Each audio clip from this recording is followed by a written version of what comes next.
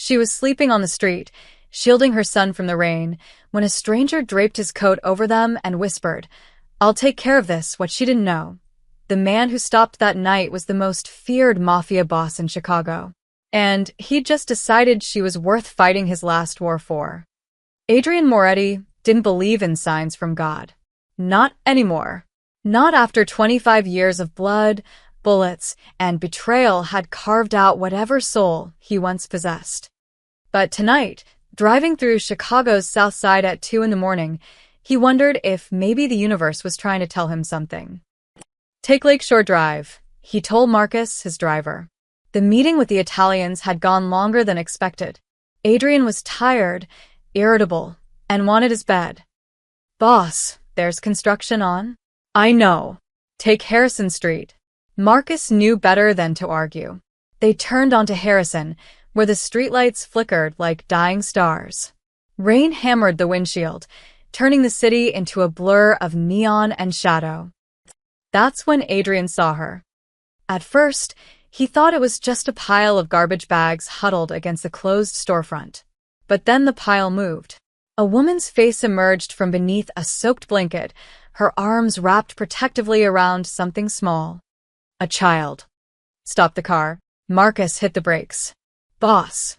Adrian was already opening the door. Rain soaked through his $2,000 suit in seconds, but he didn't notice. He walked toward the woman, his shoes splashing through puddles that reflected the red glow of a pawn shop sign. She was younger than he'd thought. Early 30s, maybe. Her dark hair was plastered to her face, and her eyes, God, those eyes, held the kind of exhaustion that came from fighting a war nobody else could see. The boy in her arms couldn't have been older than 6. He was shivering, his small face pressed against his mother's chest. "Ma'am." Adrian's voice came out rougher than he intended. Her eyes snapped open. For a moment, pure terror flashed across her face. She pulled the child closer, as if Adrian were death itself. "I'm not going to hurt you," he said quickly, raising his hands. Here," he shrugged off his coat. It was cashmere, custom-made in Milan. Cost more than most people made in a month. He draped it over them both. The woman stared at him like he'd just handed her a live grenade. I can't pay you back." "I'm not asking you to." "Then what do you want?" Her voice was hoarse, defensive. She'd learned the hard way that nothing in this world was free. Adrian crouched down, meeting her eyes. "Nothing. I want nothing." It was the truth. For the first time in decades, Adrian Moretti, a man who'd built an empire on favors and debts, wanted absolutely nothing in return. The boy stirred, coughing. It was a wet, rattling sound that made Adrian's chest tighten. "How long have you been out here?" he asked. "That's none of your business." "The kid's sick." "I know that."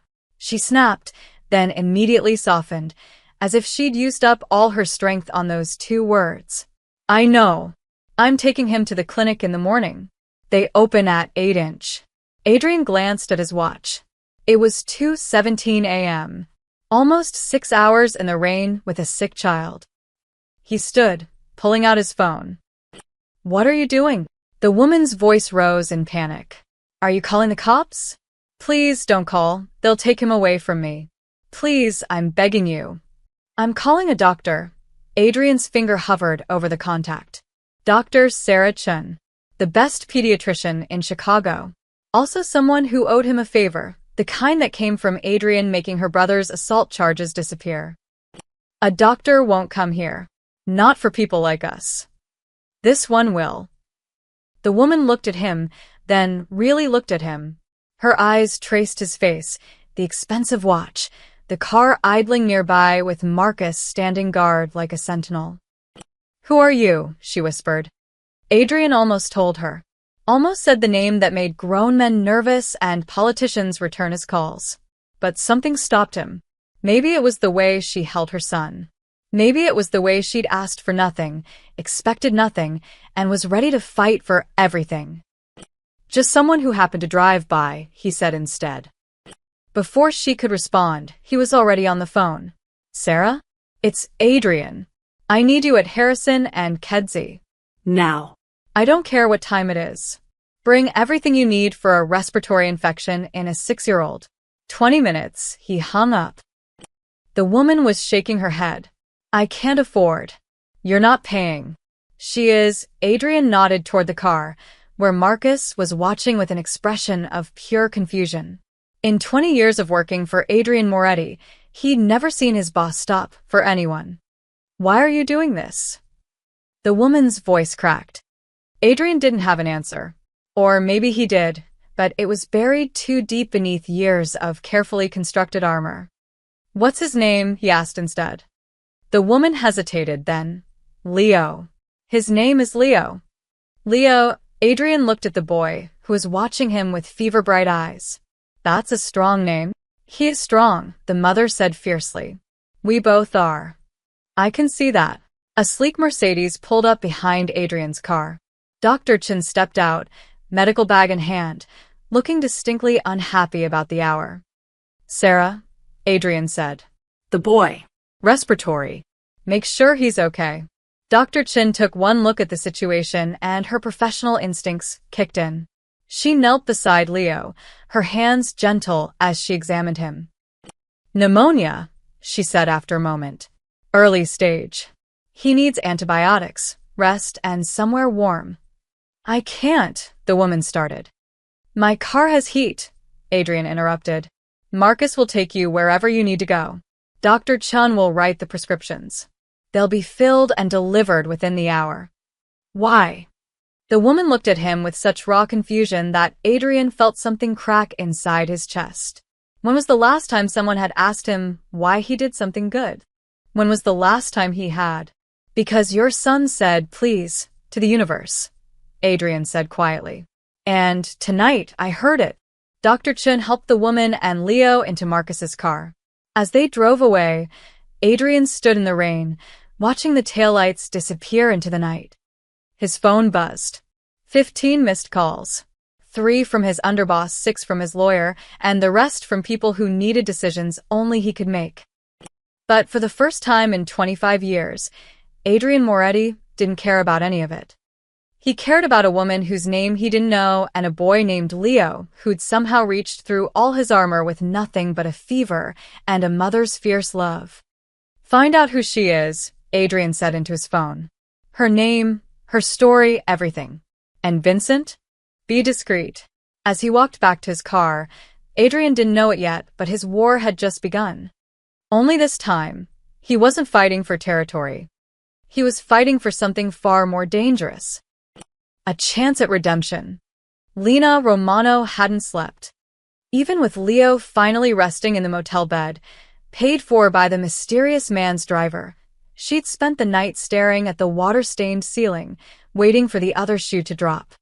Men like that didn't help people like her, without wanting something. She'd learned that lesson the hard way 3 years ago when Leo's father had promised her the world and delivered nothing but bruises and empty bottles. The antibiotics sat on the nightstand. Real antibiotics, not the expired ones from the free clinic. Leo's fever had already broken. His breathing was easier. For the first time in weeks, he looked peaceful. That scared her more than anything. Because now she owed someone. And debt was a trap she'd sworn never to fall into again. The knock came at noon. Lena checked the peephole, her heart hammering. It was him. The man from last night. In daylight, he looked different. Older, maybe, with silver threading through his dark hair. But those eyes were the same. Intense. Guarded. Like he was carrying the weight of 1,000 secrets. She opened the door, but kept the chain on. What do you want? He held up a paper bag. Lunch. Chicken soup from a place on Taylor Street. My mother used to take me there when I was sick. I don't take charity. Good. Neither do I. He set the bag on the ground. I'm leaving it here. What you do with it is your choice. He turned to walk away. Wait, the word escaped before Lena could stop it. He paused. What's your name? She asked. A strange expression crossed his face, almost like he'd forgotten. Adrian. Lena. And. Thank you. For last night. For Leo. The words felt heavy in her mouth. Admitting she needed help felt like admitting defeat. Adrian nodded once, then continued down the hallway. Lena watched him go, then grabbed the bag. The soup was still warm. Inside, she found 3 containers, one for her, one for Leo, and one extra. There was also a loaf of fresh bread and a note in neat handwriting. No strings. Just soup. Leo woke up hungry for the first time in days. As he ate, slurping the broth with the unself-conscious joy of a 6-year-old, Lena felt something dangerous bloom in her chest. Hope. Adrian came back the next day. And the day after that. Each time he brought food. Sometimes soup, sometimes sandwiches from the deli. Once a container of pasta that Leo declared was better than birthday cake. He never stayed long. Never pushed. Never asked questions that felt like interrogations. On the 4th day, Leo answered the door before Lena could stop him. Mr. Adrian. The boy's face lit up. Mama said you might not come today, because it's raining. Adrian crouched down to Leo's level, and Lena saw something shift in his expression. Something that looked almost like pain. Rain doesn't stop me, kid. I'm from Chicago. We're made of water and stubbornness. Leo giggled. Mama says I'm stubborn too. Then you're a true Chicagoan. Adrian handed him a small package. This is for you. Leo tore it open. Inside was a book, Where the Wild Things Are. The pages were crisp and new, not worn and torn like the library copies they used to read. Mama used to read me this, Leo whispered, running his fingers over the cover. Before we had to leave our old place. Adrian's jaw tightened almost imperceptibly. Then maybe she can read it to you again. Lena stood in the doorway, arms crossed, fighting the burning in her eyes. You don't have to do this. I know. So why are you? Adrian straightened, meeting her gaze. For a long moment, neither of them spoke. The air between them felt charged, like the moment before lightning strikes. Because when I saw you that night, Adrian said quietly, I remembered what it felt like to be human. I haven't felt that in a very long time. The honesty in his voice knocked Lena off balance. She'd been prepared for manipulation, for sleaze, for the inevitable moment when he'd demand payment for his kindness. But this raw vulnerability from a man who looked like he could buy and sell the city. She didn't know what to do with it. Thank you, sir. Leo's voice broke the tension. He was clutching the book like it was made of gold. Adrian's entire face transformed. The hard edges softened. His eyes, those calculating, dangerous eyes, filled with something achingly gentle. You're welcome, Leo. His voice was rough, like he wasn't used to speaking softly. You take care of your mama, okay? She's pretty special. Leo nodded solemnly. I know. She's the best mama in the whole world. I believe it. After Adrian left, Leo fell asleep with a book on his chest. Lena stood by the window, watching Adrian's car pull away. He'd parked half a block down, like he didn't want to draw attention, like he was trying to be invisible. But there was nothing invisible about Adrian. He moved through the world like a storm, contained, but powerful. Dangerous, but somehow safe.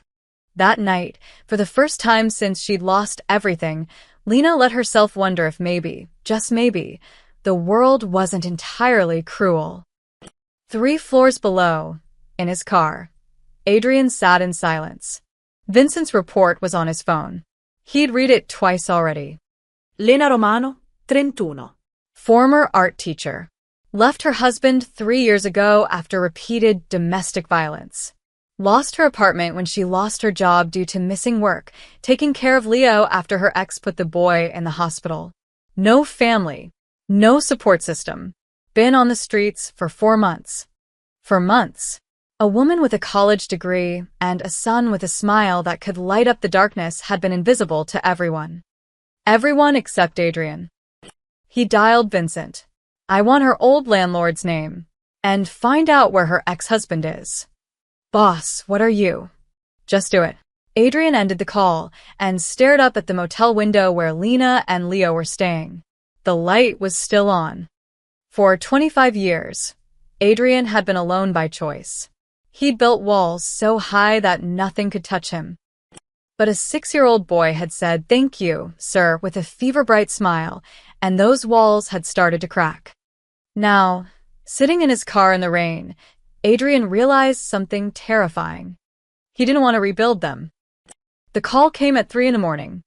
Adrian was in his study, going over shipping manifests from the docks, when his phone lit up with an unknown number. He almost ignored it. Then something, instinct, maybe, or that strange new pull he'd been feeling, made him answer. "Hello." Heavy breathing. Then a small, terrified voice. "Mr. Adrian? It's Leo." Mums. "Something's wrong with Mama." Adrian was on his feet before the boy finished speaking. "Where are you, Leo?" "The motel. Room 237. She's really hot, and she won't wake up, and I'm scared." "I'm coming." Right now. "Stay on the phone with me, okay?" He was already grabbing his keys, racing down the stairs. Marcus appeared from nowhere. The man slept like a cat, always alert. "Boss." Drive. Harrison Street Motel. Now. They made it in 12 minutes. Adrian took the stairs 3 at a time, Leo's frightened breathing still in his ear. The door was unlocked. Inside, the room was dark except for the bathroom light.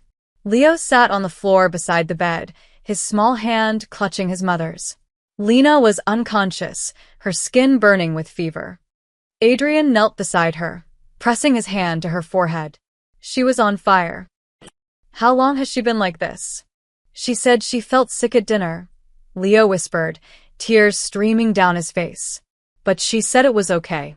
She made me eat all my food. Then she went to sleep, and now she won't wake up." Adrian's jaw clenched. She'd been getting sick while taking care of Leo.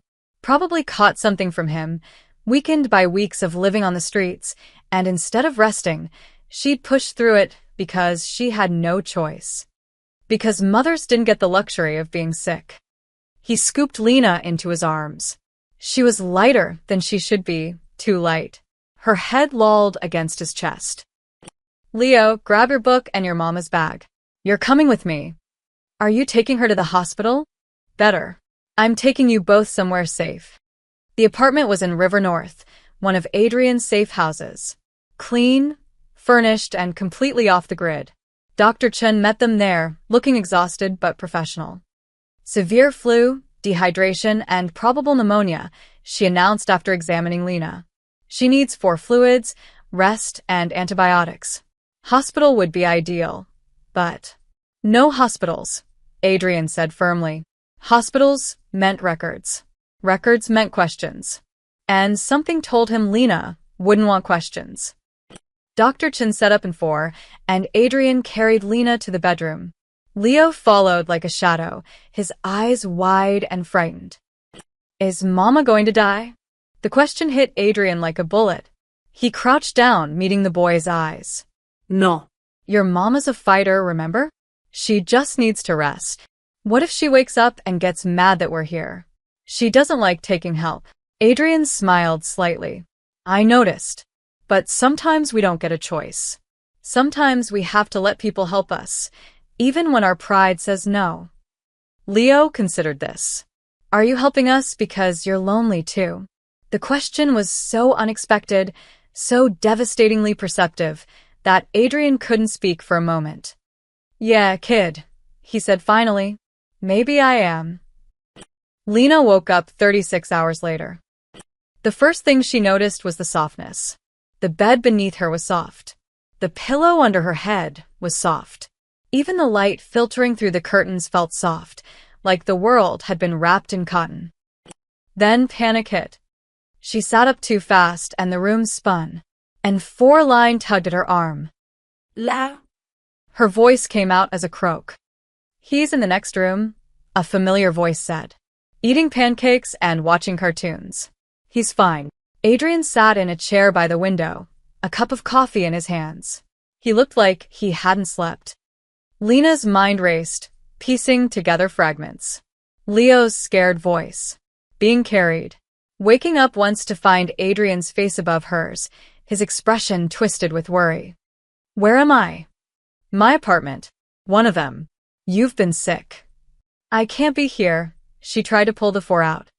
Don't. Adrian was beside her in an instant, his hand gentle on her wrist. You're still fighting an infection. Dr. Chen said you need at least another day of fluids. I don't have a day. The motel is paid for through the end of the month. Your stuff is here. Leo's fine. Everything is handled. You can't just handle my life. Lena's voice broke. You can't swoop in and save you. Adrian's voice was quiet but firm. Yes, I can. And I did. And I'm not apologizing for it. I didn't ask for this. No. You asked for nothing. That's the problem. He pulled the chair closer, sitting so their eyes were level. Lena, when's the last time you ate a full meal? When's the last time you slept without worrying about where you'd be tomorrow? When's the last time you weren't terrified? The tears came before she could stop them. I can't owe you. I've been down that road. I know where it leads. Understanding flickered in Adrian's eyes. Your ex-husband. She froze. How do you? I know things. It's what I do, he leaned forward. But I'm not him, Lena. I'm not keeping score. I'm not building a cage. Then what are you doing? Adrian was quiet for a long moment. Honestly, I don't know. All I know is that I saw you and Leo on that street, and something in me broke. Or maybe it woke up. I can't walk away now. Why not? Because Leo called me at 3 a.m, terrified that his mother was dying, and I realized I'd burn this entire city down if it meant keeping you both safe. The intensity in his voice made Lena's breath catch. This wasn't some smooth line. This was raw, unfiltered truth from a man who looked like he rarely told the truth about anything. This is temporary, she said finally. Just until I can stand on my own again. Adrian smiled, a real smile that softened his entire face. Then I'll make sure you can. From the other room came Leo's delighted laugh, followed by the sound of Saturday morning cartoons. For the first time in 3 years, Lena let herself breathe. The following week passed like a dream Lena was afraid to wake from. Adrian's apartment became a sanctuary. Leo's cough disappeared. Color returned to Lena's cheeks. They ate real meals at a real table, and at night, Leo slept without the fear that had haunted him on the streets. But Lena wasn't stupid. She noticed things. The way Adrian's phone never stopped buzzing.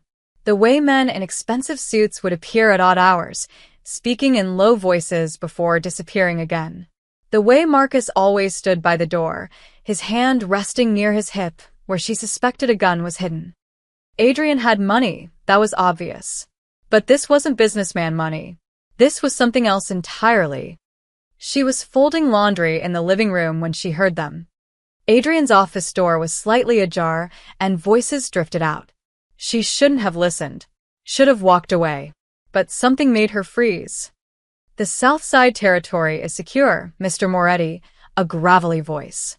Falcone's been quiet since we took over his shipping routes. Keep it that way, Adrian replied. I don't want any blood on the streets. Not now.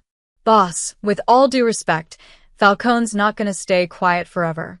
We've been choking his operations for 3 months. He's going to retaliate. Then we'll handle it. But carefully. No collateral damage. Since when do you care about collateral damage? A pause. Then Adrian's voice, colder than Lena had ever heard it. Since now. That's all you need to know. Moretti.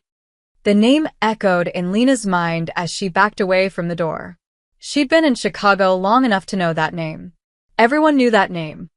Adrian Moretti. The Moretti family. The organization that controlled half the city's underground operations, gambling, protection, construction contracts that weren't exactly legal.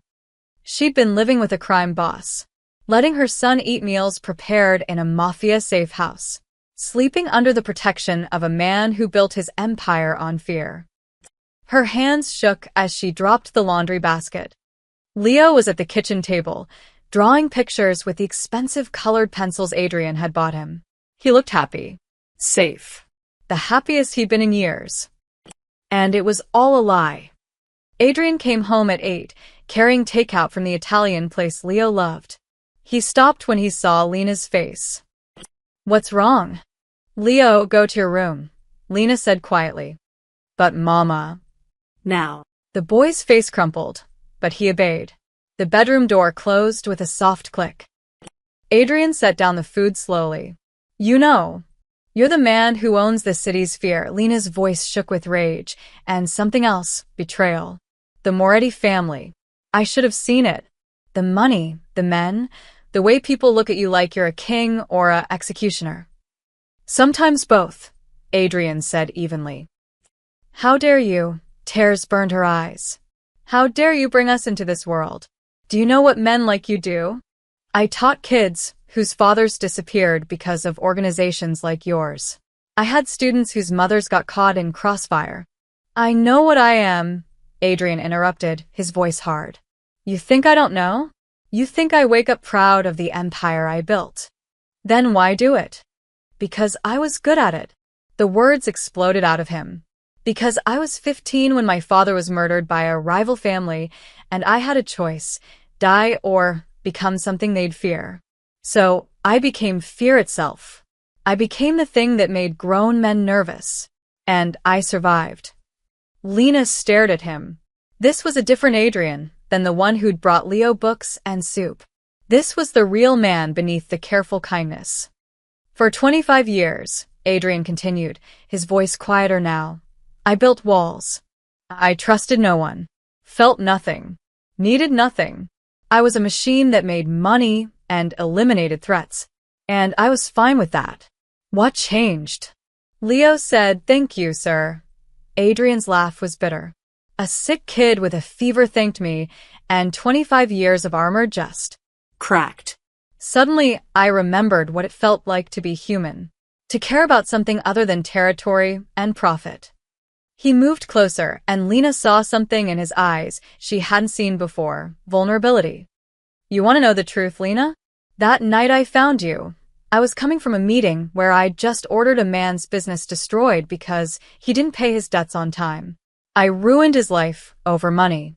And then I saw you, a woman who had nothing, protecting her son from the rain, and I realized I'd spent 2 decades becoming the villain in everyone else's story. And now what?" Lena demanded. "You think playing house with us erases that? You think bringing us soup makes you a good man?" "No," Adrian's voice was raw. "I know what I am. I know I can't undo the things I've done. But that night, a child's thank you broke something in me that I didn't know could still break. It reminded me that I'm not just the monster they made me. I'm still the kid whose father read him bedtime stories. Still the son whose mother taught him that kindness matters." Lena wanted to stay angry, wanted to grab Leo and run. But she saw the truth in Adrian's face. He was just as trapped as she was, only his prison was built from violence and fear instead of poverty. "This is your world," she said finally. "Fear built your empire." "Yes. And you're telling me we're safe here? That your enemies won't use us against you?" Adrian's jaw tightened. "I'll burn down anyone who tries." "That's not reassuring. That's terrifying." "I know," he took a breath. "If you want to leave, I'll help you. New city, new identity, money to start over. You'll never see me again." "But Lena," his voice caught. "Please don't take Leo away yet. Not until you're truly ready." Against every instinct, every lesson learned from a lifetime of bad choices, Lena stayed. Not for safety, not for money, but because something in Adrian's broken honesty felt more real than anything she'd known in years. "One condition," she said. "No more lies." "No more lies," Adrian agreed. Neither of them knew the cost of that promise. 2 weeks after the truth came out, Lena made a decision that surprised even herself. She wasn't leaving. Not yet. But she wasn't going to sit idle in Adrian's apartment, playing house while the world moved on without her. If she was going to stay in this complicated, dangerous man's orbit, she'd do it on her own terms. "I want to work," she announced over breakfast. Adrian looked up from his coffee, eyebrows raised. "You don't need to." "I know I don't need to. Lena set down her mug with more force than necessary. I was a teacher, Adrian. I had a career, a purpose. I can't just sit here watching daytime television while you run your empire. Leo looked between them, a pancake halfway to his mouth. Adrian studied her for a long moment. Then he nodded. Okay, what do you want to do? I don't know yet. But something. Anything that makes me feel human again. 3 days later, Marcus drove them to a community center in Bridgeport. Lena stared at the building, freshly painted, new windows, a sign that read Moretti Community Outreach Center. You own this? She asked. Adrian had the grace to look uncomfortable. I fund it. Started it 5 years ago. Tax purposes mostly, but also he trailed off.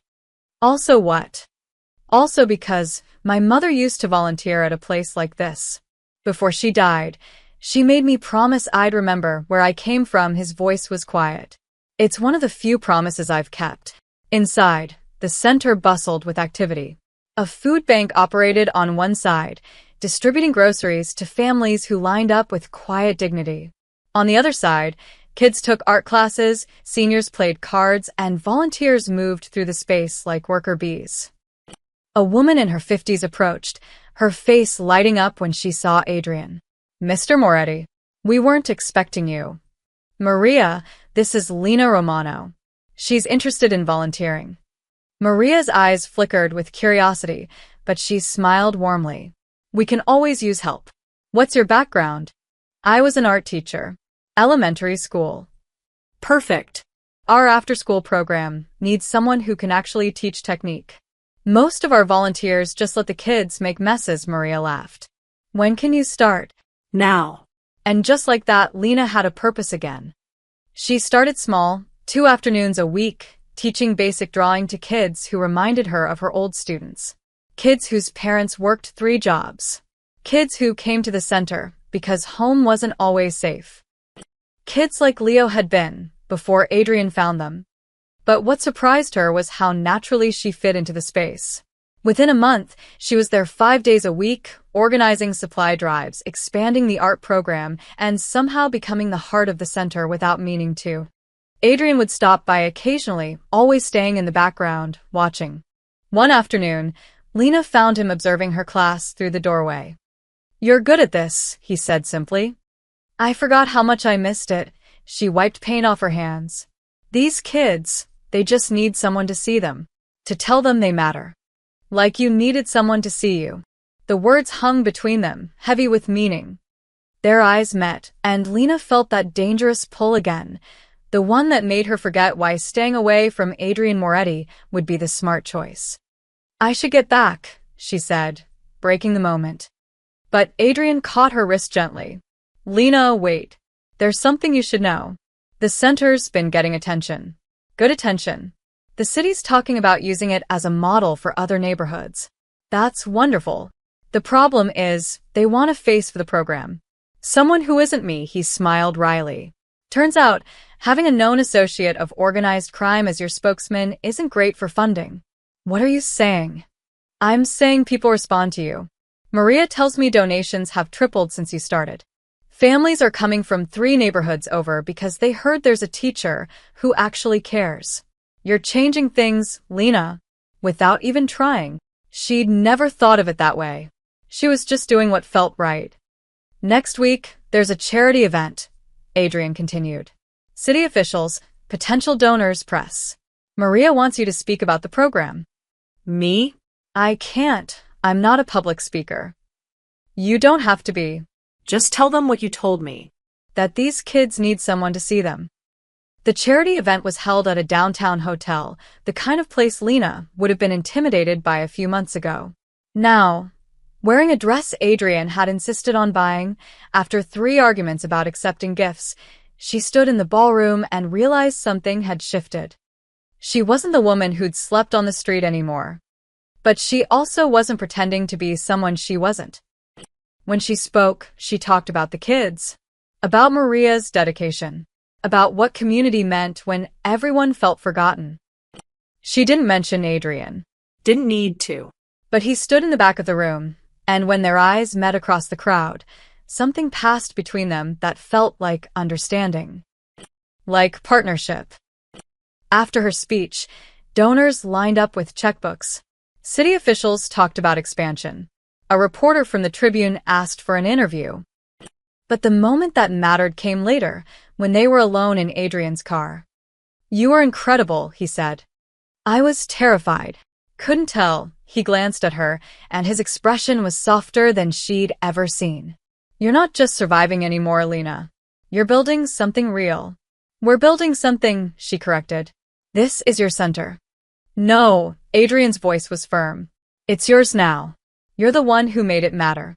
The space between them felt charged, electric. Lena knew she should move away, create distance, remember all the reasons why falling for Adrian Moretti was a catastrophically bad idea. Instead, she found herself leaning closer. Adrian. Her phone buzzed. Then his. Then Marcus's from the front seat. All at once. Adrian's face went cold as he read the message. "We need to go." Now. "What's wrong?" He showed her his phone. A photo of her from that night's event. But it wasn't from the Tribune. It was from an unknown number with a message that made her blood run cold. "Pretty face for a dead man's program. Be a shame if something happened to it." "Who?" Lena started. "Vito Falcone," Adrian said, his voice like ice. "And he just made his first mistake." Adrian's apartment became a fortress overnight. 2 more men appeared, silent, professional, armed. They stationed themselves at entry points while Marcus coordinated with someone Adrian called the Team Leo, sensing the tension, stayed quiet, clutching his book and watching the adults with worried eyes.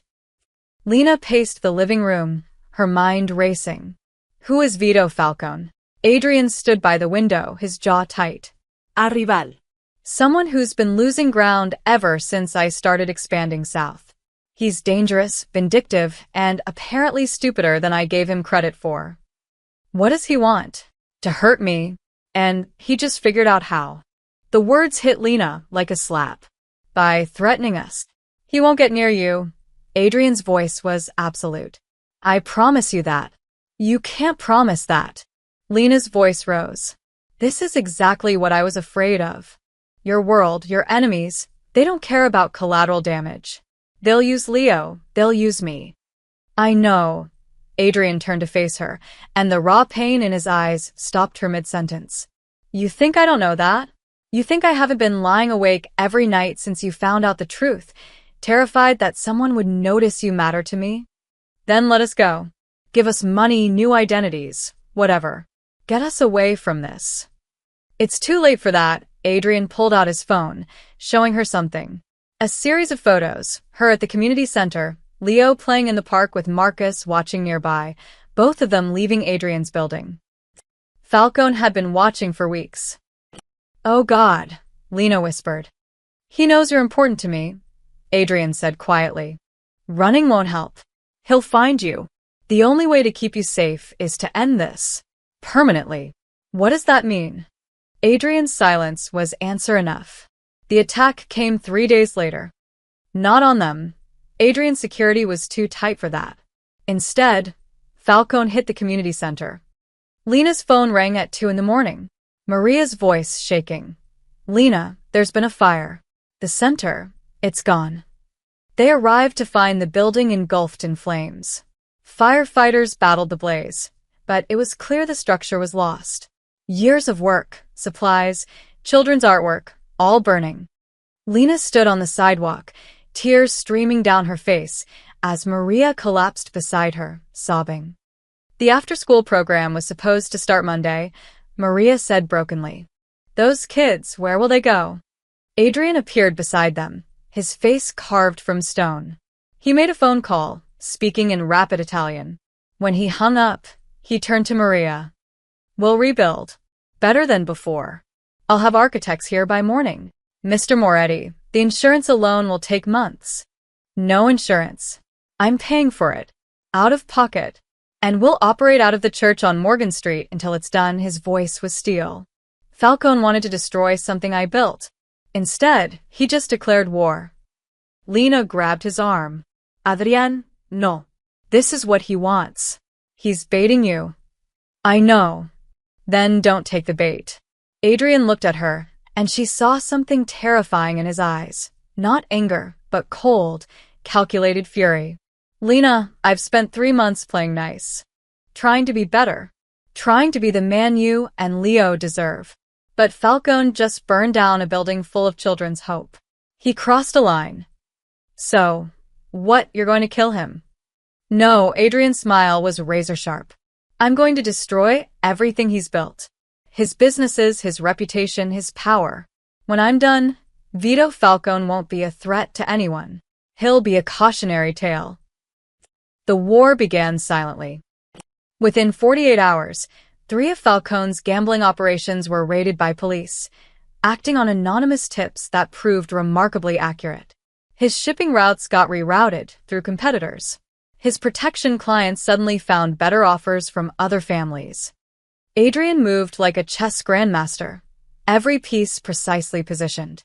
He didn't use violence. He didn't need to. He simply made Falcone irrelevant, dismantling his empire with phone calls and strategic pressure. But Falcone wasn't finished. The package arrived at the apartment on a Tuesday morning. Marcus opened it first, protocol, and his face went white. Inside was Leo's drawing, the one he'd made at the center last week, showing him, his mother, and Adrian as stick figures holding hands under a rainbow. It had been in the center when it burned, which meant Falcone's people had taken it before setting the fire. Below the drawing was a note. Cute family. Be a shame if the boy disappeared like his artwork did. Lena read it and felt her world tilt. She found Leo in his room and pulled him close, breathing in his little boy's smell of shampoo and crayons. Mama, you're squishing me, he protested. Sorry, baby. I just love you so much. I love you too. Is Mr. Adrian okay? He seemed sad. Out of the mouths of babes. Adrian had been different the last few days, quieter, more distant. The warmth that had been growing between them had frozen over, replaced by the cold efficiency of a man at war. That night, after Leo was asleep, Lena found Adrian in his office, surrounded by files and photographs. You're planning something, she said. I'm ending this. By doing what? Adrian looked up, and she saw the exhaustion in his eyes. Falcone's operations rely on his waterfront properties. Cargo, distribution, money laundering through his legitimate import business. I've been buying up the land around his warehouses through shell companies. Tomorrow, the city's going to discover code violations that'll shut him down for months. By the time he fights it in court, he'll be bankrupt. And if that doesn't work, it will work. I've spent 25 years learning how to destroy people, Lena. I'm very good at it. The words should have frightened her. Maybe they did. But they also made something else clear. This is my fault, she whispered. If you'd never met us. Don't. Adrian was around the desk in seconds, his hands framing her face. Don't you dare blame yourself. Falcone did this. Not you. Never you. But we made you vulnerable. No. You made me human again. There's a difference. His thumb brushed away a tear she hadn't realized had fallen. And I'd rather be human and vulnerable than safe and empty. The moment stretched between them, heavy with everything unsaid. Then his phone shattered it with a harsh ring. Adrian answered, listened, and went pale. When? Where? I'm coming. He hung up and grabbed his jacket. What happened? Lena demanded. Adrian's voice was barely controlled rage. Falcone just took the next step. We need to go. Now. The warehouse in Cicero was still smoking when they arrived. Not the community center this time. One of Adrian's legitimate businesses, a furniture import company that employed 40 people. 40 families who depended on those paychecks. The building was a total loss. Nobody was hurt, Marcus reported. Night shift had just ended. Falcone's people waited until the building was empty. He's sending a message, Adrian said coldly. He wants me to know he can hit me anywhere. Boss, the fire department found accelerant. Professional job. And this. Marcus handed Adrian a phone. On the screen was a video of Falcone himself, raising a glass in mock toast. The message was clear: I did this, and I'm not hiding. Adrian's hands clenched into fists. Over the next week, the shadow war escalated. Adrian struck back with surgical precision. Falcone's construction contracts mysteriously fell through when building inspectors found violations. His primary money laundering operation, a chain of dry cleaners, was suddenly audited by the IRS. His suppliers switched to Adrian's network, lured by better prices and veiled threats. But Falcone fought dirty. 2 of Adrian's shipments vanished from the docks. A restaurant that paid Adrian for protection was vandalized, Moretti's dog spray-painted across the windows.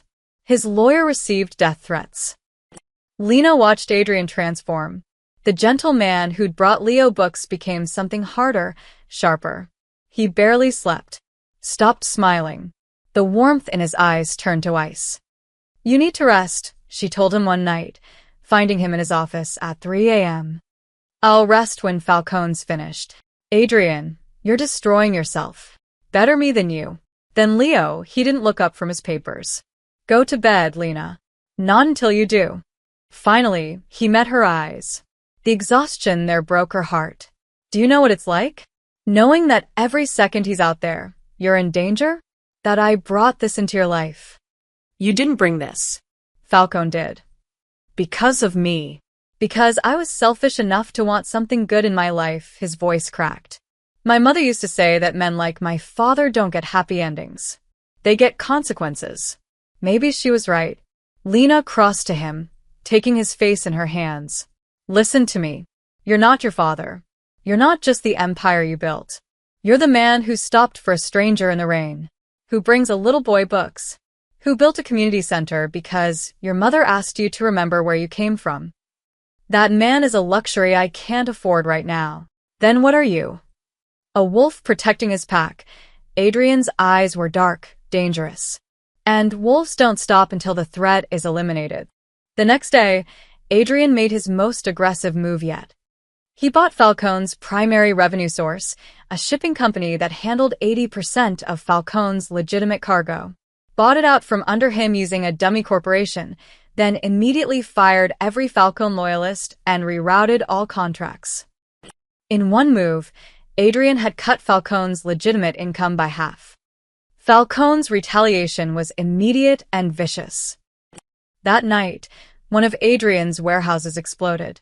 Not empty this time, 3 security guards were inside. 1 dead, 2 in critical condition. Adrian stood in the hospital hallway, staring at nothing. Marcus approached carefully. Boss, the family wants to know if we're going kinetic. Kinetic meant weapons. Blood. The old way of settling disputes. No, Adrian said finally. We don't spill blood in the streets. We're not animals. Boss, he killed Tommy. Tommy had 2 kids. I know. Adrian's voice echoed down the corridor. You think I don't know? But the second we start a shooting war, innocent people die. Lena was right. That's what Falcone wants. He wants me to become the monster everyone thinks I am. Then what do we do? Adrian was quiet for a long moment. We make him irrelevant. No territory, no money, no power. We take everything from him except his life. And we do it so thoroughly that when we're done, he'll be begging to leave Chicago. But Lena saw the toll it was taking. Adrian barely ate, jumped at sudden noises. She'd wake in the night to find him standing at the window, watching the street below. This has to stop, she told him. Not just for you. For Leo. He's having nightmares. He asks me every day if we're safe. You're safe. I have 6 men. That's not safety, Adrian. That's prison. Tears burned her eyes. We can't live like this. Looking over our shoulders, waiting for the next attack. This isn't life. It's survival. What do you want me to do? Adrian's voice was raw. Walk away? Let Falcone win? He threatened Leo, Lena. He burned down the center. He killed one of my men. I can't just. I know, she moved closer. But there has to be another way. Some way that doesn't destroy you in the process. Peace is only built when the wolves are gone, Adrian said quietly. My father taught me that. As long as Falcone exists, you're not safe. None of us are. That night, Leo appeared in the doorway of Adrian's office, clutching his book. Mr. Adrian? Are you okay? Adrian's expression softened, the first genuine emotion Lena had seen from him in days. Hai fine, badi. Just working. You work too much. Mama says you need to sleep. Your mama's smart. Leo climbed into Adrian's lap, something he'd been doing more and more lately. Are the bad people going to hurt us? Adrian's arms tightened around the boy. No. I promise you, Leo. Nobody's going to hurt you or your mama. I'll make sure of it. Because you're strong? Because I love you both too much to let anything happen.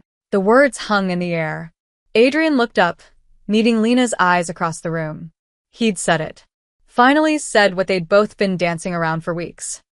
Before Lena could respond, Adrian's phone rang. He answered, listened, and his face went white. Say that again. When? How many men does he have? He hung up and immediately started making calls. What happened? Lena demanded.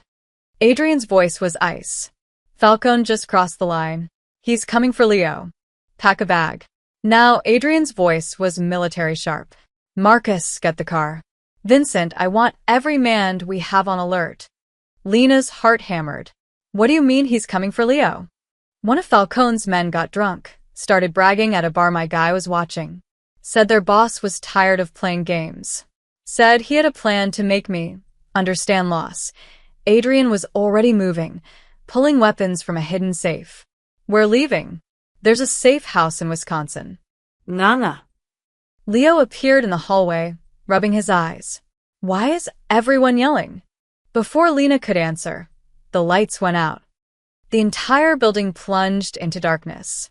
Emergency lighting kicked in, dim red bulbs that turned everything into a nightmare landscape.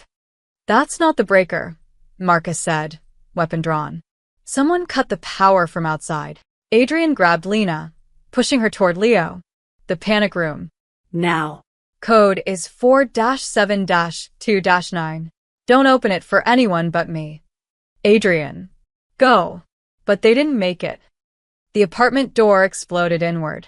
Not picked, blown with a small charge that sent Marcus flying backward. Four men in masks rushed in, moving with professional efficiency. Adrian fired twice.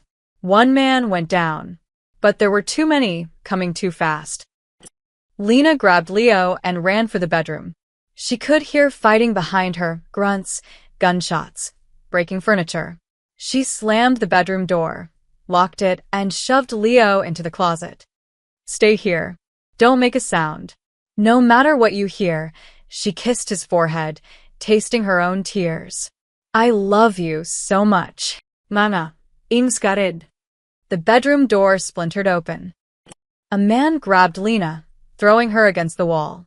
Stars exploded across her vision. Through the ringing in her ears, she heard Leo scream. No. Don't touch my mama. Well, a voice said. Not one of the masked men, someone new, walking in like he owned the place. Expensive suit, silver hair, eyes like a snake. The famous Leo. Falcone's going to be very pleased. No. Lena threw herself at the man, clawing at his face. You can't, he's just a child. A fist connected with her temple. The world tilted, darkened. The last thing she heard was Leo crying, Mr. Adrian, help. Then nothing. Lena woke to chaos. She was on the floor of Adrian's apartment. The living room looked like a war zone. Bullet holes in the walls, blood on the carpet, furniture destroyed. Marcus was being bandaged by another man, a gash on his forehead. And Adrian was on his knees in the center of the room, his phone pressed to his ear, his face a mask of barely contained violence. Leo, Lena croaked. Where's? Adrian's eyes met hers. In them, she saw something that made her blood freeze. Not just anger. Pure, foco drage. They took him, he said simply. The words didn't make sense at first. Couldn't make sense. Then reality crashed down like a building collapsing. No. No, no, no. Lena tried to stand, but her legs wouldn't work. We have to. We need to call the police. No police. Adrian's voice was dead calm, which was somehow more terrifying than if he'd been shouting. The second we involve them, Falcone kills Leo. This is between him and me. Your world did this. Lena screamed. Your goddamn world took my baby. I lost everything once because of men like you. And now. Her voice broke. Now you've let them take the only thing I have left. The words hit Adrian like bullets. He flinched, but didn't defend himself. You're right, he said quietly. This is my fault. All of it. I should have sent you away the moment I knew Falcone was watching. Should have put you on a plane to somewhere safe. But I was selfish. I wanted you here. Wanted to pretend I could have something good without it turning to poison. I don't care about blame. Tears streamed down Lena's face. I just want my son back. Adrian stood, and something in his posture changed. The man who'd been carrying guilt transformed into something else, something cold and lethal. Then that's what you'll get, he turned to Marcus. Call everyone. I don't care if they're retired, on vacation, or in the hospital. I want every soldier we have. And get Vincent to track Falcone's phone. Boss, if we move too fast. I'm not moving fast. I'm moving precisely. Adrian's voice could have cut glass. Falcone thinks he's won. Thinks he has leverage. What he doesn't know is that he just made the worst mistake of his life. He crouched in front of Lena, taking her hands. Listen to me. I'm going to get Leo back. Alive. Unharmed. I promise you. How can you promise that? Because I know Falcone. He's not going to hurt Leo, not yet. The boy is only valuable if he can use him to control me. That gives us time. Time for what? Adrian's smile was terrifying. To destroy him so completely that his name becomes a warning. To make him understand that he didn't just kidnap a child. He took the only person in this world who made me remember I have a soul. His phone buzzed. He answered, listened, and his eyes went cold. Falcone wants to meet. Alone. Says if I come unarmed to an address he'll text me. He'll consider a trade. Leo for my territory. Then go. Give him whatever he wants. I'm going. But I'm not giving him anything. Adrian stood, already moving. Except a lesson in why you don't touch my family. Adrian, please. Lena's voice broke. Please bring him home. He's 6 years old. He's just a baby. He must be so scared. I know. Adrian's mask slipped for just a moment, revealing the anguish beneath. I'm going to fix this, Lena. I'm going to end this tonight. No more war. No more threats. How? By being exactly what Falcone's afraid I am. He grabbed his jacket. Marcus, you're with me. Vincent, I want 3 teams positioned at every exit of wherever Falcone tells us to go. Nobody moves until I give the signal. As Adrian headed for the door, Lena called out, What if it's a trap? He looked back, and she saw the truth in his eyes. It is a trap. But he's not the one who said it. The address led to the old Chicago Opera House on Wacker Drive, abandoned for 15 years, a beautiful corpse of marble and rot. Adrian stood outside, rain soaking through his clothes. His gun was tucked at his back, despite Falcone's demands. He wasn't stupid. Boss, we've got men on every exit. Vincent's voice crackled through the hidden earpiece. And the surprise package is in place. Good. Nobody moves until I say. I don't care what you hear. Adrian pushed open the opera house doors. Inside, the once grand lobby was a graveyard of elegance. Chandeliers hung like crystal skeletons. Water damage had turned the walls into abstract art. And in the center of it all, backlit by portable lights, stood Vito Falcone. He was older than Adrian, mid-50s, with the kind of face that looked mean even when smiling. For armed men flanked him. No sign of Leo. Moretti. Falcone's voice echoed through the space. You actually came. I'm touched. Where's the boy? Adrian's voice was ice. Safe. For now, Falcone gestured grandly. You like what I've done with the place? Thought it was fitting. Last time anyone performed here, it was Tosca. You know that opera? Woman throws herself off a building because her lover dies. Tragedy, passion, death, he smiled. Seemed appropriate. I didn't come for theater criticism. I came for Leo. Of course you did. Because that's what you do now, right? Play the hero? The reformed criminal who helps single mothers and builds community centers? Falcone's voice dripped with contempt. You made me look weak, Adrian. You took my territory, my business, my reputation, and you did it while pretending to be some kind of saint. I took them because you're a dinosaur, Vito. The old ways are dead.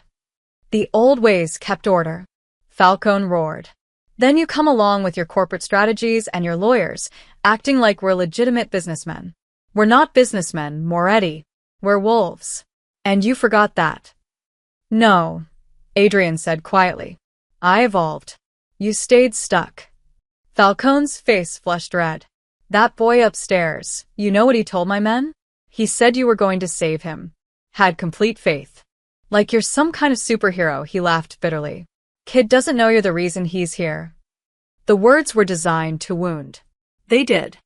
Where is he? You want him? Fine. Here's the deal. Sign over your Southside territory. Your shipping contracts. The waterfront properties. Everything you took from me. And the boy goes free. Adrian pretended to consider. And if I refuse? Then little Leo learns what happens to people who get in Vito Falcone's way. The threat was clear. Adrian took a step forward. Before I answer, I have a question. Do you know what you just did wrong? Falcone frowned. What? You confessed to kidnapping a child, threatening his life. All of it, Adrian smiled coldly. And you did it on camera. Falcone's eyes widened. What? Vincent now. Every screen in the opera house, old monitors left behind from a failed renovation, suddenly flickered to life. On them, Falcone's face, his voice, his confession. But more importantly, the feed was going out live to every device Adrian's tech team could reach. The police, the FBI, the other crime families, and most devastatingly, Falcone's own organization. You see, Vito, I learned something these past few months, Adrian said calmly. Violence isn't power. Information is. Control is. And right now, every cop in Chicago knows you kidnapped a 6-year-old. Every family knows you broke the oldest rule, you involved a child. And your own men are watching you confess to it. Falcone's face went white, then purple. You son of a... Where is Leo? Adrian's voice cracked like thunder. You think this changes anything? I'll kill him. I'll kill him right now. No, you won't, Adrian pulled out his phone, showing the screen. Because 20 minutes ago, while you were monologuing, my team found him. 3rd floor, locked room, guarded by 2 of your men who are now in custody. It was a bluff. But Adrian had learned to read people over 25 years. He watched Falcone's eyes, saw the micro-expression of surprise, and knew he was right. Marcus. Adrian said into his calm, tell me you have him. A pause that felt like eternity. Then, we've got him, boss. He's safe. Scared but unharmed. The relief that flooded through Adrian nearly knocked him down. But he kept his face neutral. You lose, Vito. Your empire ends tonight. Your men are already abandoning you. Vincent's counting 3 cars leaving your warehouse right now. The FBI is en route. And every family in this city knows you crossed the line. Falcone pulled a gun, pointing it at Adrian with shaking hands. Then I'll take you with me. You could. But those are federal agents surrounding this building, not my men. You shoot me, you die in prison. You surrender. Maybe you get a deal. Adrian's voice was almost gentle. It's over. You just don't know it yet. For a long moment, Falcone stood there, gun wavering. Then sirens filled the air. Real ones, getting closer. His men dropped their weapons first. Then, slowly, Falcone did too. I'll get out, he said venomously. And when I do... No, you won't, Adrian turned to leave. Because I didn't just record your confession. I gave the FBI evidence of every illegal operation you've run for 20 years. Wire fraud, racketeering, money laundering, murder. You're done, Vito. Not dead, which would make you a martyr. Just. Irrelevant. As police flooded the building, Adrian walked out into the rain. Marcus was waiting with the car. In the back seat, wrapped in a blanket, was Leo. Mr. Adrian. The boy launched himself forward, and Adrian caught him. Holding on like Leo was the only solid thing in the world. You came, Leo whispered. I knew you would. Always, buddy. Always. But even as relief flooded through him, Adrian knew the hardest part was still coming. He had to face Lena. The sun was rising when they returned to the apartment. Lena stood by the window, still wearing the same clothes from the night before, her face pale and tear-streaked. The moment she saw Leo, something broke inside her. Baby, she ran, dropping to her knees, pulling her son into her arms with such force that Leo squeaked. She touched his face, his hair, his hands, like she needed physical proof he was real. Are you hurt? Did they? Imoke, mana. Mr. Adrian saved me, just like I knew he would. Lena looked up at Adrian over Leo's head. Her eyes held something that made his chest ache. Relief, yes, but also something harder.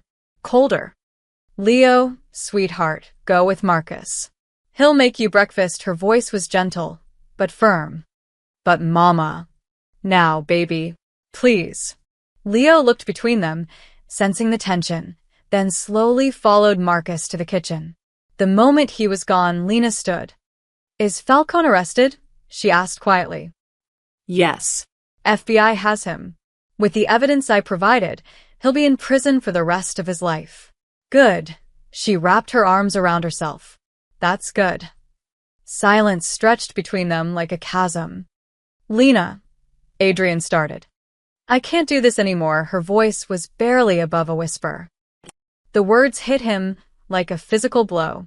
What? This. Us. This whole situation. She finally looked at him, and her eyes were empty. Last night, I watched my son get dragged away by men with guns. I couldn't protect him, couldn't save him. All I could do was lie on the floor and pray that you'd get to him in time. I did get to him. He's safe. This time. Her voice cracked. This time you saved him. But what about next time? What about the next Vito Falcone who wants to hurt you by hurting us? There won't be a next time. I'm out, Lena. I'm leaving the business. You can't just leave. She laughed bitterly. That's not how this works, Adrian. You think men like you get to retire? Go live in the suburbs and coach Little League? You have enemies. You've made a career out of having enemies. And as long as we're with you, we're targets.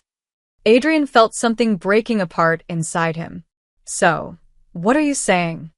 I'm saying we need to leave. Me and Leo. Go somewhere far from Chicago. From you.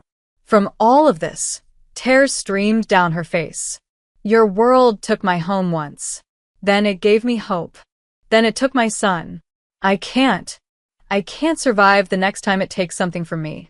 You're taking Leo away, it wasn't a question. I have to. For his safety.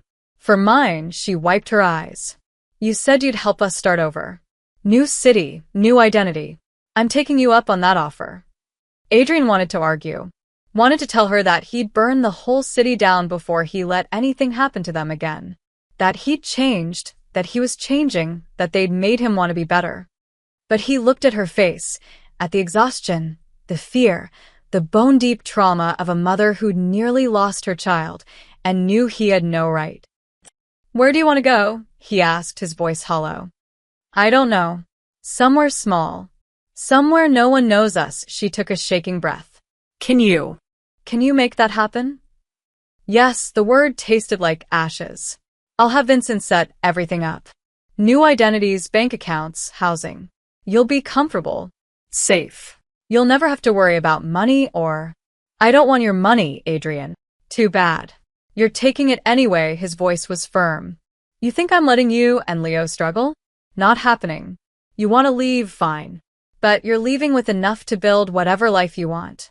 They stood there, two people who'd found something rare in each other, now being torn apart by the very circumstances that had brought them together. "When?" Adrian asked. "Soon.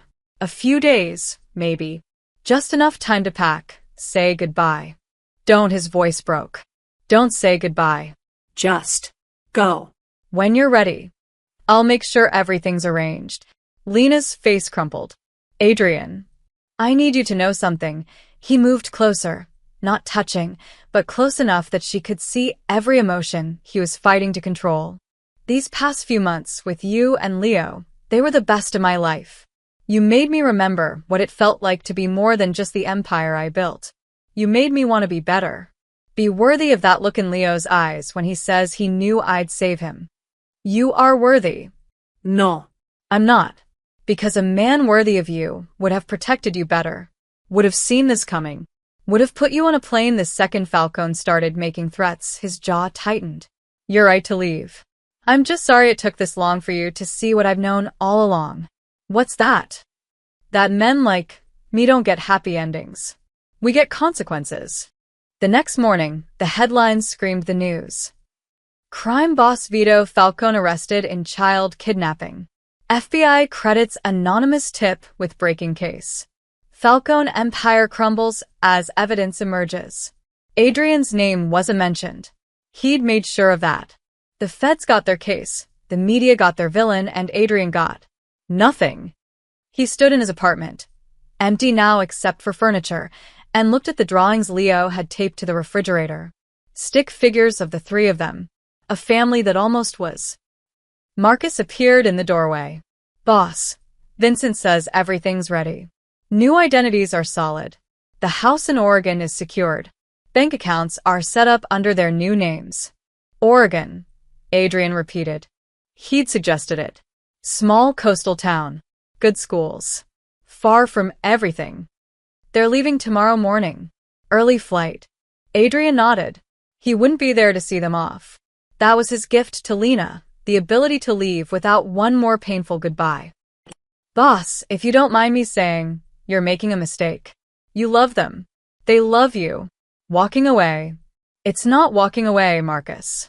It's letting them live." Adrian's voice was empty. "That's what love is sometimes. Knowing when to leave." That night, Adrian didn't sleep. He sat in the dark apartment, surrounded by ghosts of what could have been, and waited for morning. Waited for the moment when Lena and Leo would disappear from his life, taking with them the only light he'd known in 25 years. 6 months later, Crescent Bay, Oregon. Lena stood on the beach, watching the waves crash against the shore. The town was everything Adrian had promised: small, quiet, safe. A place where the biggest news was when the bakery ran out of cinnamon rolls, or when someone's boat won the weekly fishing competition. Leo was thriving. He went to school without fear, made friends whose biggest problems were homework and who got picked first for kickball. At night, he slept without nightmares. They'd rebuilt their lives from scratch. New names: Lena and Leo Carter. She worked part-time at the local library. They rented a small cottage 3 blocks from the ocean. It was simple, peaceful, exactly what she'd asked for. So, why did it feel like something was missing? "Mama, can we get ice cream?" Leo ran up, sandy and sun-flushed, looking more like a carefree 6-year-old than he had in years. "Sure, baby. Go wash your hands first." As Leo ran toward the public restrooms, Lena's phone buzzed. A news alert: Chicago crime figure Adrian Moretti sells business holdings. Whereabouts unknown. Her heart stuttered. She clicked the article. Adrian Moretti, long suspected of ties to organized crime but never charged, has reportedly sold all his Chicago properties and business interests. Sources say Moretti has retired from public life. The Moretti Community Outreach Center will continue operations under new management. She'd wondered, over the past 6 months, what had happened to him, whether he'd found peace, whether he thought about them the way she thought about him, late at night when Leo was asleep and the ocean was too quiet. "Mrs. Carter?" A voice interrupted her thoughts. She turned to find Martha, who ran the local diner. "There's a town meeting tonight about the pier rebuild. We could use your input. You're good with organizing things." The pier. It had been destroyed in a storm 5 years ago, and the town had been trying to raise funds to rebuild it ever since. Lena had joined the committee last month, more to keep busy than anything else. "I'll be there," she promised. That evening, she walked to the community center, a far cry from Adrian's polished Chicago operation, but filled with the same kind of hope. Inside, volunteers were setting up chairs. And there, in the corner, wearing jeans and a work shirt, helping lift tables like he'd been doing it his whole life, was a man who made her heart stop. Adrian. He looked different. Thinner, maybe. His hair was longer, touched with more silver. But it was him. Unmistakably him. Their eyes met across the room. For a moment, neither moved. Then Martha was calling the meeting to order, and Lena found herself sitting 3 rows behind Adrian, her mind racing. What was he doing here? How did he find them? Was Leo in danger?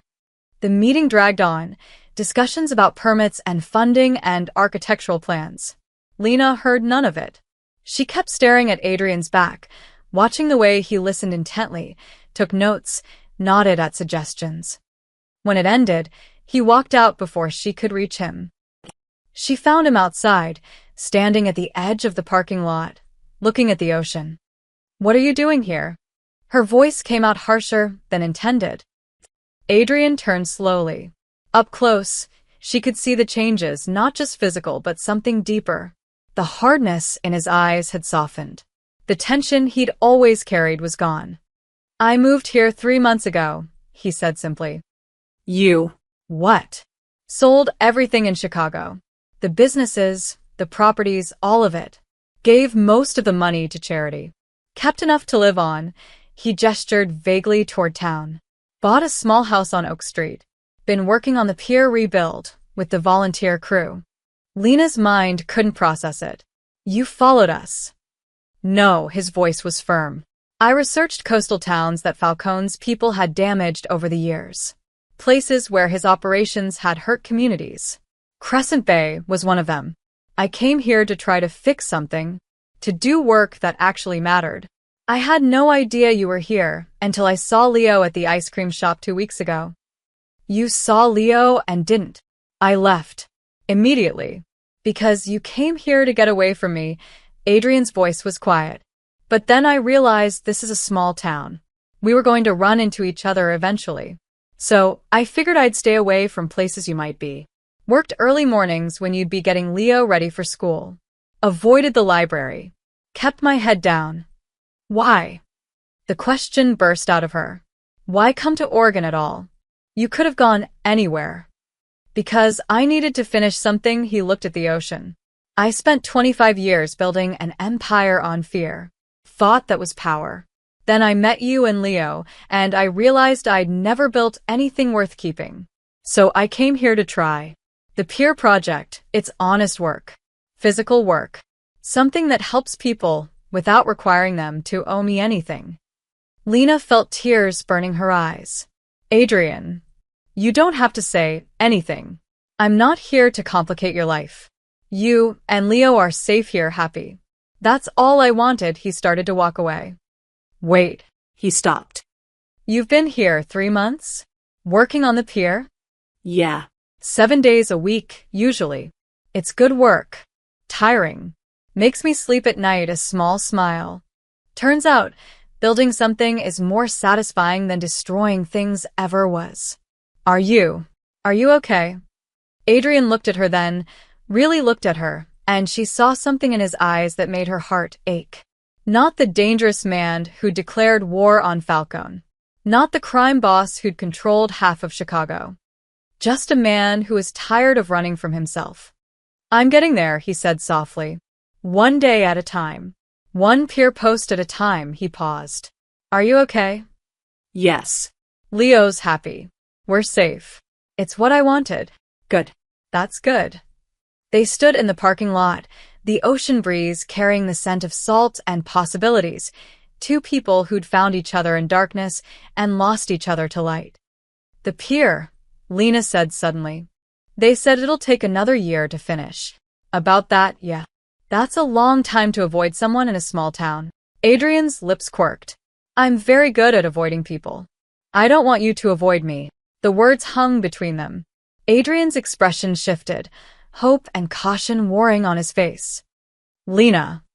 I'm not saying. I don't know what I'm saying. Just. Don't disappear. Okay. He nodded slowly. Okay. As she walked to her car, Lena felt something she hadn't felt in 6 months. Like maybe the story wasn't over yet. 1 year later, the pier was finished. It stretched into the Pacific like a promise kept, wooden planks worn smooth by hundreds of feet, railings painted white that gleamed in the afternoon sun. Children ran its length, their laughter carried by the wind. Fishermen cast their lines. Couples walked hand in hand at sunset. And at the entrance stood a small bronze plaque, Crescent Bay Pier, rebuilt by Community, 2025. No mention of the man who'd funded most of it, who'd worked 14-hour days in rain and heat, who'd learned carpentry from scratch because he needed to build something with his own hands. That's how Adrian wanted it. Lena stood at the pier's end, watching the sun paint the water gold and orange. Behind her, Leo's table, the small cafe she'd opened 6 months ago, was closing for the day. Through the windows, she could see her staff cleaning up after the dinner rush. The cafe had been Adrian's idea, though he'd never said it directly. Just mentioned one day that the empty storefront near the pier would make a great restaurant. Then somehow the landlord offered her an impossibly good lease. And somehow she had enough in her bank account, money she'd tried to refuse but Adrian had deposited anyway, to make it real. She'd named it after Leo, her son, who'd survived so much and come out the other side still believing the world could be good. Manga. As if summoned by her thoughts, Leo came running down the pier, his 9-year-old legs long and gangly. Mr. Adrian said the lanterns are ready. Can we light them now? Tonight was the pier's first anniversary. The town had planned a celebration, music, food, and floating lanterns to mark the occasion. Where is Mr. Adrian? Lena asked, though she already knew. He was always somewhere nearby, had been for the past year. Not intrusive, never pushing, just present. Helping Mrs. Chan with the sound system. He said something about feedback loops, which sounds boring. Leo made a face. Lena laughed. Over the past year, she and Adrian had built something fragile and strange. Not quite what they'd had in Chicago, but something new. They had coffee sometimes. Worked together on community projects. He came to Leo's school play. She brought him soup when he got sick last winter. They never talked about Chicago. Never discussed what had been, or what might have been. Until 3 weeks ago, when Leo had asked the question that changed everything. Mama, why don't you and Mr. Adrian get married? She'd nearly dropped her coffee mug. What? You like him. He likes you. He makes you smile. Isn't that how it works? Out of the mouths of babes. It's complicated, baby. Grown-ups always say that when they're scared. He wasn't wrong. Now, as the sun dipped lower and the town gathered on the pier, Lena watched Adrian move through the crowd. He was different from the man she'd met on that rainy Chicago street. Lighter, somehow. The weight he'd carried had lifted, replaced by something that looked almost like peace. He caught her watching and smiled, a real smile, the kind that reached his eyes and reminded her why she'd fallen in love with him in the first place. Wait. Love. The realization hit her like a wave. She loved him. Still loved him. Maybe had never stopped. The music started, a local band playing something soft and sweet.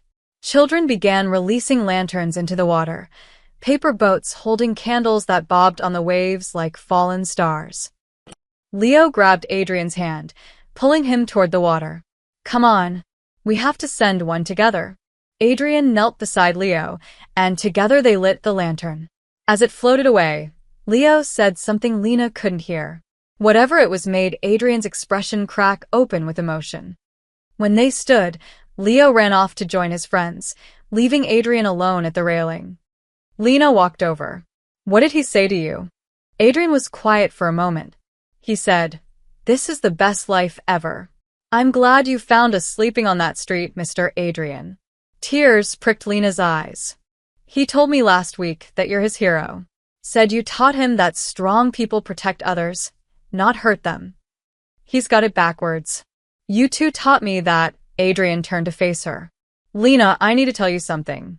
I've been trying to find the right moment, but I don't think there is one, so I'm just going to say it. Okay. You asked me once why I stopped for you that night. Why I got out of my car in the rain and gave you my coat." His voice was low, intense. "The truth is, I saw you protecting Leo, and something in me recognized something in you. We were both fighters, both survivors, both too stubborn to give up even when the world said we should."